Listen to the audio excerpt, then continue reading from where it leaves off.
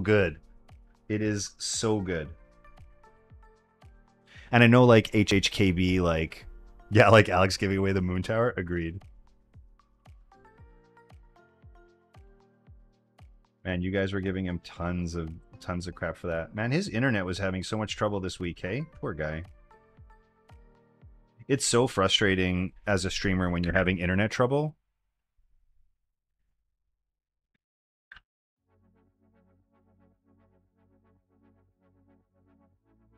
It's so frustrating as a streamer when you're having internet trouble because you're like, damn it, you're trying to just.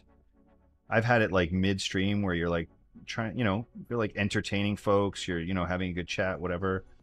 It just like conks out. It's the worst. It's been an issue, right? Like frustrating, man. I had to stop a stream like a couple of weeks ago. I don't know what's going on.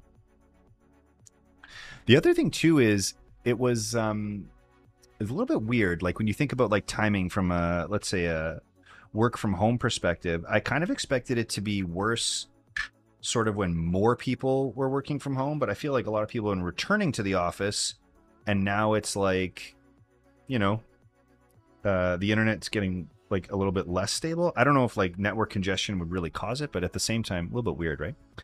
More expensive than most of the world, actually. It is quite expensive. So I'm not sure what a typical connection would cost, let's say in the US. I know Europe actually is in particular quite good for both cell and internet prices. But they've got like some pretty crazy network density as well. Traffic density too, I suppose. But yeah, in Canada, for us, if you're getting like, let's say a gig, like a fiber hookup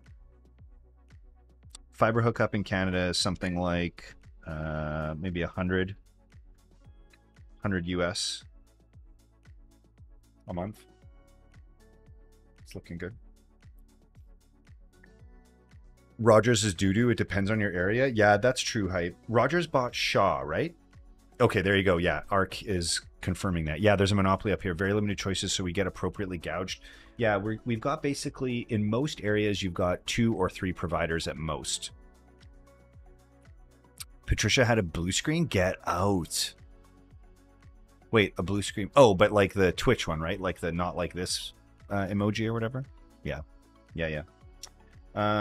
Okay, so that's that side. Here, let's do this. Let's prep all of the... We've got all of our connectors tinned now, so what I'll do here is I'll just prep all the sides of both wires, and then we'll solder them up and test them, right?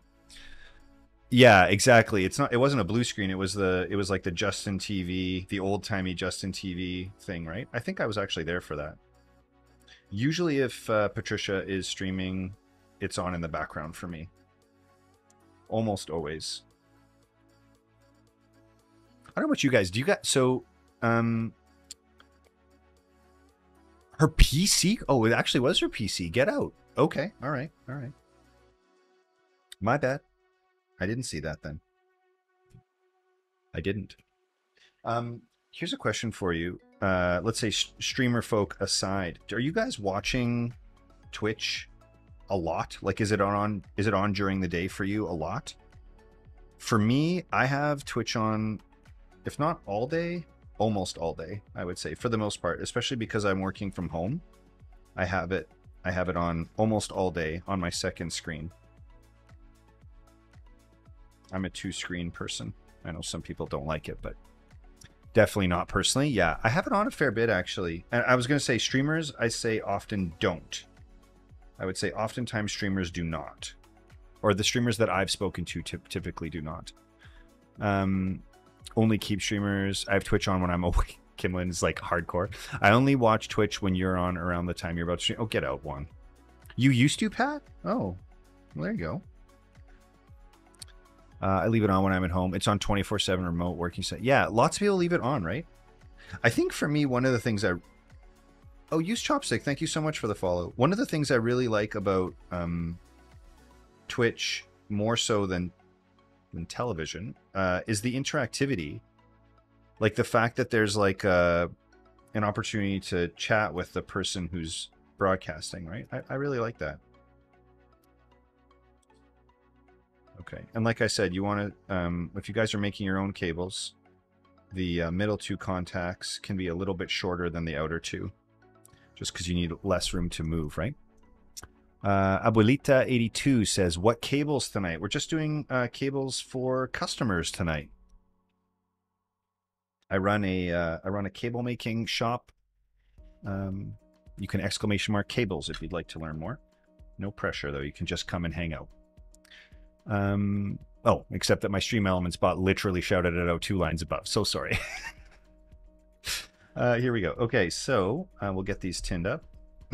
Whoops.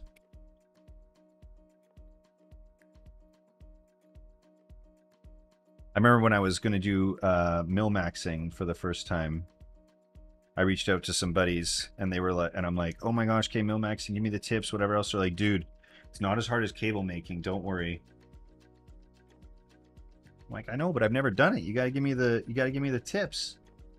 They're like, it's all good. Just don't flood the sockets and you'll be fine. I'm like, oh, all right.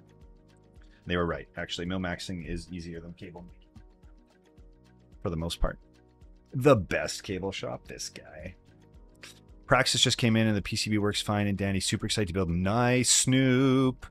Does Lady Dispatch make cables? Lady Dispatch does not make cables, but she does help with sleeving, for sure. She is employee, she was the second employee, but she's still employee number 1. There you go. Yeah, so she like, yeah, honestly, when we get an influx where it's like I'm a little bit behind, then I'm typically like, okay, we need this, this, this, and this, and then we print out all the little pick slips, and then she'll sleeve them up, and then I'll solder them at the end. Employee of the month every month. Exactly, Jason. Exactly. Yeah. Yeah. Actually, oh, here's a thing. So here's the thing. I'll chat. I usually try not to shill too hard on the stream, but here's one thing I will say. Dispatch actually recently started making audio cables as well. I haven't done a post yet on socials because I was still working through some of the processes, but I think this week will be the week.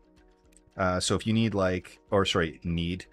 this is not a need hobby, but if you are looking for XLR cables or patch cables for either instrument panels or pedals or any of that kind of stuff, there you go. So headphone cables are coming, and I know I've said that quite a few months in a row, and Dark Mode is looking at me like, yeah, dude, so is Christmas. But I'm expecting headphones to be ready to go before Christmas. But XLR was a little bit easier to source high quality parts, which was the thing. So we use only Mogami wire and Nutric connectors. So it's the same as you'd find in like high-end professional audio cables, which is exactly what these are. And it's all quad core, double shielded, etc., all the good stuff. So yeah. Is custom cabling mainly about aesthetics? Somewhat. I mean, part of it too is about function. So if you check the Dispatch Insta, you'll see the last few posts we've had are for multi-connection setups.